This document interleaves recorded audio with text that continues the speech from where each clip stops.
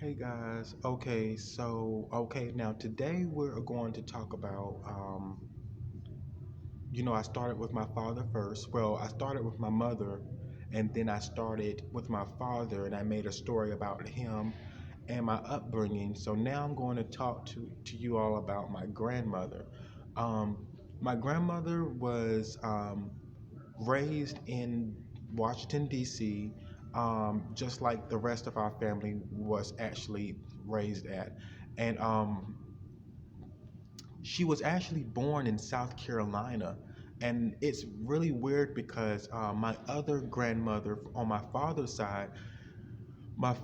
mother was born in South Carolina also, but for some odd reason, migrated up north and made a living there. Their parents both decided to come to District of Columbia and raise their family and start the whole family there. That was kind of weird. I looked up the information, did some research, and said, why has so many people from South Carolina, why did they come to the District of Columbia to live? It's like I don't get it. They left their family behind and just went to the District of Columbia and started to make a living. Some people went further up north, but a lot of people went to the District of Columbia.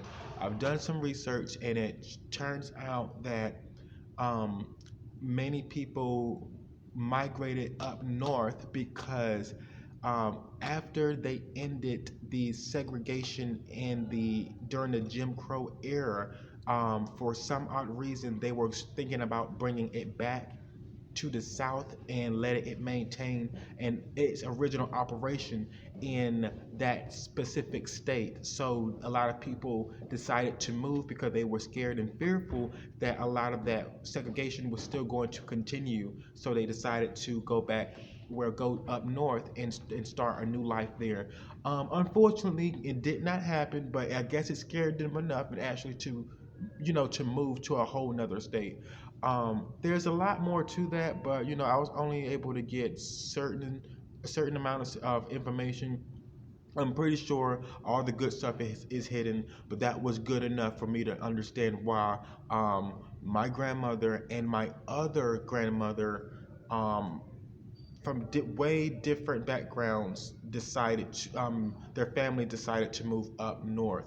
But long story short, I wanted to get it focused on my grandmother. My grandmother was born, and I don't want to disclose the year for some of you all, but I am. Okay, but anyway, she was born in 47, and I know a lot of people are missing their grandparents, and some people they still do have the grandparents.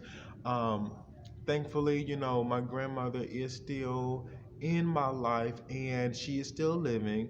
My other grandmother is still living too. But the grandmother that I'm talking about is Juanita. Her name is Juanita. I really hate to give her name out, but I don't at the same time because she never really got a chance to have anyone in her family, like her grandchildren, really give her good recognition. But they have, but not like publicly um, on YouTube, like to be broadcast through video. Yes, on social media, I've talked about her, and um, I've genuinely recognized her for all of her work and her deeds as being a grandparent, as a person in general.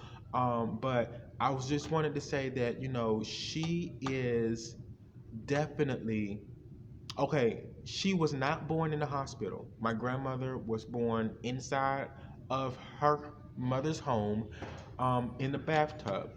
My grandmother, um, mom is Blackfoot Indian, and her father is Cherokee. And I uploaded a photo on my social media page on Facebook, and you can see my family photos where you'll see my grandmother. You can look at her skin complexion, her features and her eyes, her eyebrows, and her hair, um, to determine that. However, um, I did get a chance to ask her a couple of questions about her family, and got a little bit of information about where her mother came from, about her mother's side of the family. Unfortunately, her mother was considered to be very, very mean. She thought she had the meanest mother in the world. Um, and she never really got any information about her grandparents because her mother never really disclosed any of that information to her, nor did she talk about her upbringing or any of that. But she did have a very strict mother. Unfortunately, my grandma was considered to be very strict with her children as well. But unfortunately, it turned out that she really was not as strict. She had some ways about her that was considered the same trait as her mom, but she did not have the strong angerness that really came from her mom that was really showing. Um, as so far as what I'm being told. Um, she was not the only child. My grandmother actually had a sister, um, and she had a brother. But her mother, my grandmother's mother, passed away when my grandmother was in I believe, the fifth grade. She had a massive heart attack, and my grandmother said she knew that she was going to pass away because of the um, intentions of the pain and the look that she was able to get from her before she went off to school that morning. She knew that she was going to lose her. Unfortunately, there were other signs, but she never talked about her health. She never told anyone that she was stressed out. She never told anyone anything about her health because she kept that private.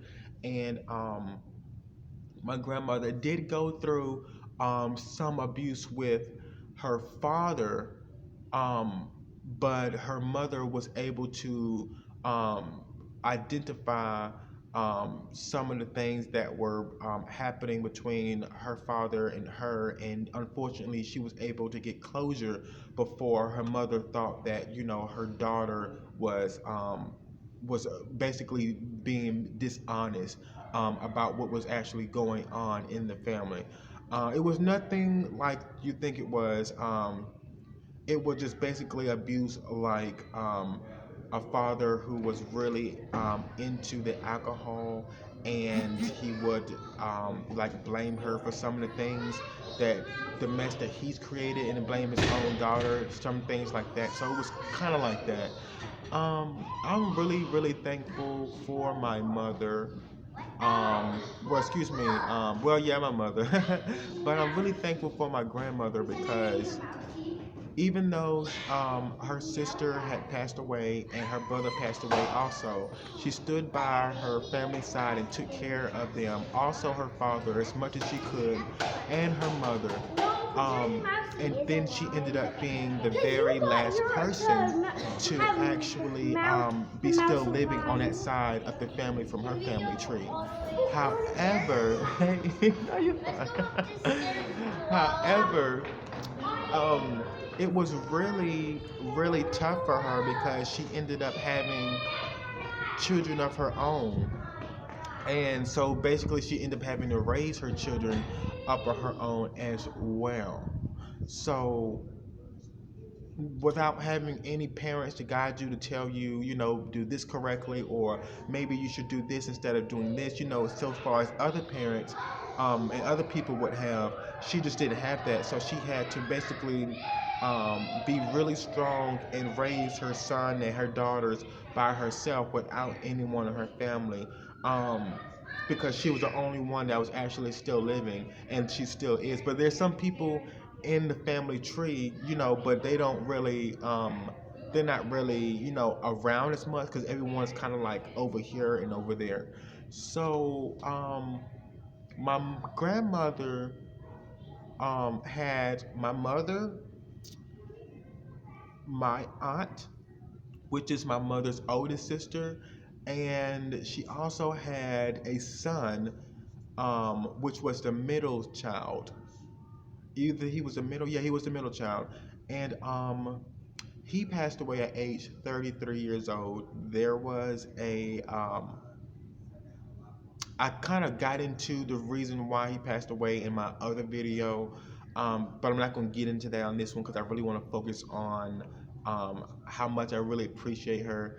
Um, so my grandmother, even though my mother was had a lifestyle that was pretty much out of order and wasn't balanced correctly, and she went off to be, rebellious in certain ways that she were able to grasp a hold of later in life to accept reality. Um, about some of the things that has happened because of the lifestyle that she chose to live. My grandmother was actually like a superwoman and a superhero because she literally did not leave her child behind. She didn't leave her child behind, and she did not leave her grandchildren behind either. So that is something very strong, very powerful for a woman to do, knowing that those are kind of things that you consider manly, things that men are supposed to be there to kind of help and make sure that the household is in order. Like the mother is also, but when there's a single grandparent and no grandparent doesn't have any parents of their own, and she kind of turned to um, God for her help and her strength. So no matter how many times I try to thank my grandmother, she always wants me to give the glory back to God because that is where the reward will be coming in at the end of the day. But she does accept me um, for actually thanking her and acknowledging her for stepping in and helping out. Even though I didn't really see that much help from within my own household because of my mother's situation. Um, uh, I asked her one day. I said, "Well, Grandma, I really thank you so much for doing everything that you do. You are praying for us. You are keeping us." Encouraged. You call to check on us, and we may be far away from you. We're in North Carolina, you're in DC, but I really thank you so much because you don't even have your own family to call on for help, and they've been gone for years. And you still maintain the situation, no matter how out of order your daughter seemed to have been, you still find a way to have more faith and more hope. And you are actually way more driven than most would be when it comes to trying to protect their daughter when they don't have any family of their own for support. That really, really was really deep to me. So my grandmother stepped in a lot because she knew how out of order my mother was, and she knew the situation. Um, she did not really realize that we were going to be taken away from her when she was in the middle of aiding and trying to make sure that we had things and that we were taken care of while we were still living in Washington, D.C. So for my mother to have the lifestyle and the choices and for her to do the things that she's done in order to leave, um, it kind of like broke her heart a little bit because my mother did take us away from someone that was actually taking care of us or helping to take care of us because she's seen the need that was needed there, and she knew how much of a lifestyle she was actually obtaining and where she needed help the most. But unfortunately, once some women get up in age and they get their own children. Some women don't want the mother to be stepping in to tell them how to do this and do that. And unfortunately, if she did have the decent lifestyle the way that God intended her to have, um, then she pretty sure my grandmother would not have been having to um, pinpoint some of the situations that she wanted my mother to change to do. So that's every grandmother, unfortunately, and anybody else that would really sit there and care for your family would do. So that's one of the main things that I really consider to be very sweet about my grandmother. Um, she had a really tough road in her life, but she grasped a hold of God and maintaining faith and staying in church and getting knowledge within the Bible in order for her spirit to be fed and for her to grow personally, mentally. She just got a hold of what her purpose was here on earth, and what she needed to do and how she needed to help clean and fix up the mess that was actually made before her. Um,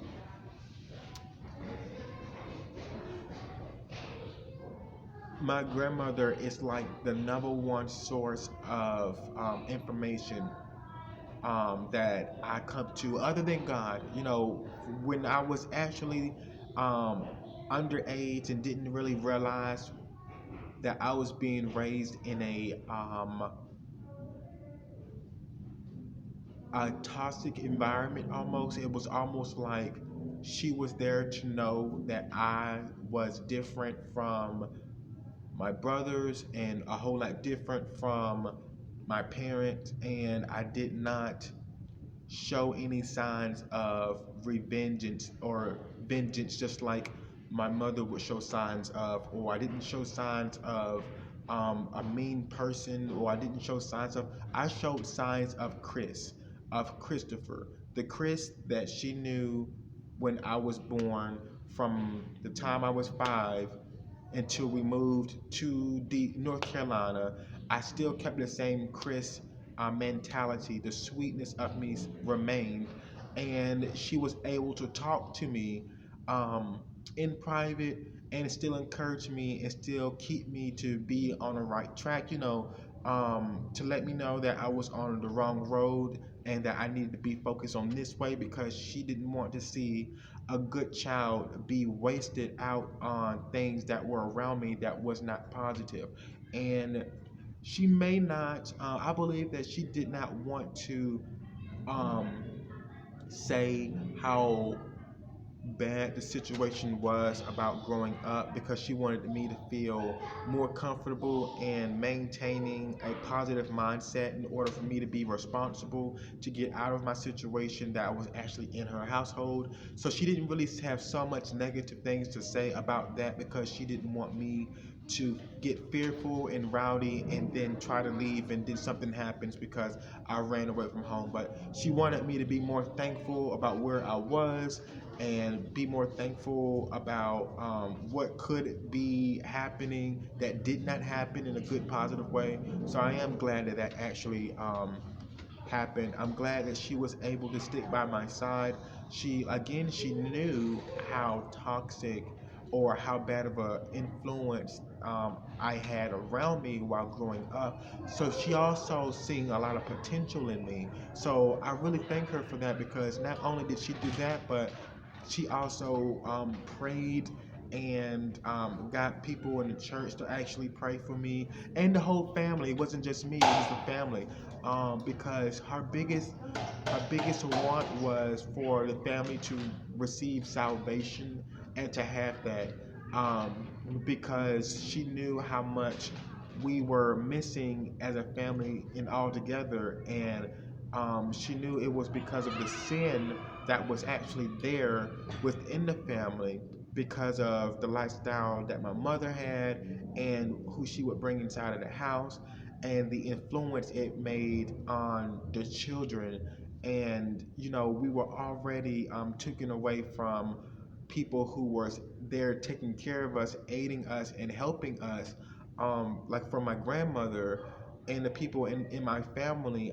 So just imagine her having a daughter that was just rebellious to God in certain ways, that she just refused to let anyone see us, knowing that we needed to be protected. And because she was grown enough age, no one could really, make her do anything. So it was dangerous. And how I knew it was more dangerous is because of what we've actually been through in the house. But I'm not going to get on that part because I have my mother's story coming up soon. That might be more than 30 minutes. So let's see. I've been on here for 19 minutes. Okay, so that is pretty much it. I just wanted to say that I really am thankful for my grandmother. She's been there. I have not talked to her in a while, and I'm gonna have to say a couple, maybe a few months. The reason why is because I am literally focusing on things that don't really I tend to have her there because there's an energy thing that I get. I need to be focused, and that would cause me to focus and defocus in a little bit. But when you've been around someone for a really long time, you can expect growth to be there if you continue to be there. It doesn't matter how you see it. But I've seen a lot more growth, and I know how sensitive I am. So I pray for her as much as I can, and she knows that I love her dearly, and I know that she loves me dearly. She prays for me, and if there is, once you've asked God for certain things, you don't have to keep on asking Him because He's already heard you. It's your time to be patient. But if you feel deep down in your heart that it's time for you to ask again, well, then go ahead and ask again because that is like a sign for you to literally ask. But you don't have to self-sabotage yourself and keep on doing it and drive yourself crazy, because if you believe in Him and believe and have faith that He heard your prayer and heard your calling and your cry, then that's when you should feel more remorseful and more acceptable with the choices that you've made and the questions and um, the words that you had for Him in order for that to manifest into a reality. So I'm not really gonna be on here too long to talk about her, but I am saying that I'm very thankful for my grandmother. Um, she's been there for our family. She's seen the type of need that we actually needed and wanted. The most thing you can do when you're not able to physically do anything is to be a prayer warrior, and that would physically do the work right then and there. So she stayed in church and she kept her faith, and she listens to her gospel to help her um, gain a little bit more positive insight about her faith, and to keep her self strong enough for her to take care of her, but also look out for the people that she is not able to look out for. Because if I have to say this, it's not really my grandmother's fault for the family being kind of split up. That's my mother's story, so I'll talk about that later. But I am very thankful for my grandmother. I really am. And every time I think about her, I get really like emotional because I say, what if I did not have a grandmother that strong who was able to pray for me or pray for the family or look out after us, But like she said before, she said, Chris, that is what family is for. And because I was living in an environment to where I didn't really um, get shown that much of love as that am supposed to be shown, due to the lifestyle that my mother has had. Like I've been shown love, but because she's been very abusive to certain substances and the people that she chose to have in her life to interrupt the family household, that kind of separated the relationship from there. And when I was underage, I seen everything, but I didn't really see the bigger picture. But now that I have matured, I've actually seen all that I can see. So it's best for me to try to reach out to someone else and let them know how thankful I am, and that I'm able to identify the reasons why things have been the way that they have been. So as you can see, there is no bashing or anything like that. It's simply trying to heal the situation, or as I can say, I am healing the situation by acknowledging good things about what has happened, and also being able to identify the different levels of change that was necessary to have within the family in order to see some growth and some progress. So that is one of the things that I wanted to cover. But my grandmother has been there. I mean, for Christmas time, she was in D.C. and we were in North Carolina, and she knew that my mother had this substance issue. So when it came for like Christmas and things like that, or going back to school, or little holiday stuff, she knew that we wasn't going to be getting them because of the substance abuse that she was having to deal with, and so much as she was still money hungry and really greedy and just didn't want. She really was self-centered and kept a lot of things to herself. So that's a whole nother story, but I'm so thankful for my grandmother because she's been there. And I'm not going to say, I'm going to do just like my grandmother has said. Yes, at the end of the day, I'm going to thank God. I am going to thank God. He gets the glory at the end of the day. But I am going to still acknowledge my grandmother for being there, um, because she had a lot of things that she wanted to fix, but she wasn't able to do so. So she did turn to prayer, and that is enough already because her prayer has came to pass and it has healed me in certain situations where I needed things in my life. So I'm very thankful for her. Um, and she's really thankful. One thing she always told me that she was really thankful for all the whoopings that her mother has given her while she was a child. And right now, today in 2020, whoopings are more of abuse. But yeah, she's very. She said she's very thankful for her strikings. So that's that. So that she's old school, of course. So um, I'm glad you're able to get this side about my grandmother. There's other things, but I pretty much just summarized everything that you needed to know about my grandmother.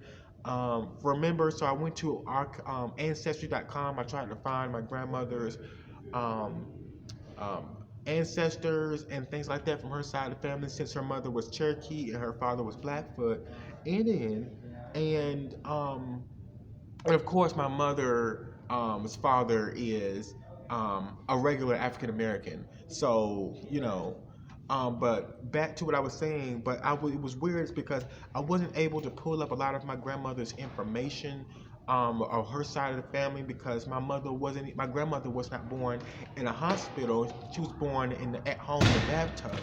So I'm not really sure, if she was registered for anything, but I'm pretty sure she was since she did go to school, but she didn't complete school. So my grandmother didn't really have a middle school education, a high school education, a college.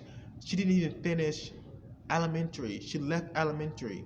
I think it was like the fifth grade, I believe. Maybe the fourth grade. I think it was fifth grade. But she didn't even finish school. So I mean, that's the reason why, a lot of things is kind of backed up a little bit because of the amount of intelligence that was there within the family from the jump. And not saying that you can't be intelligent without, the education and going to schools, because at the end of the day, you just need the spiritual intelligence. At the end of the day, you do need other things, and it do come. But my grandmother is really, really smart and really intelligent, and she's very artistic, and she knows a lot. And she was able to give that to a daughter, but she chose to rebel against that and didn't accept that. But I'm thankful for my grandmother, and I've been on here for 28 minutes, and I'm glad that you all are watching my video. Thank you so much, and don't forget to hit that subscribe button. And I have another video later. I'm gonna have a story about my mother. I don't think I'm gonna do a story about my father. I mean, my brother. I might. I might. But I just wanted to get the main people within my family, so you guys do not forget. And go to my Facebook page, and you'll be able to see my family photos, and you'll be able to see who I'm talking about, because I don't have a big family. I have a really small family. They're all still in Washington, D.C., and we're the only ones here in North Carolina. It's like 3 of us. And you'll be able to see the resemblance later on. So my camera may cut off, so I'm going to end the video. So write your comments down. I will take your comments. I might be doing live later on, but I'm not sure. But let me hurry up and get off. See you guys.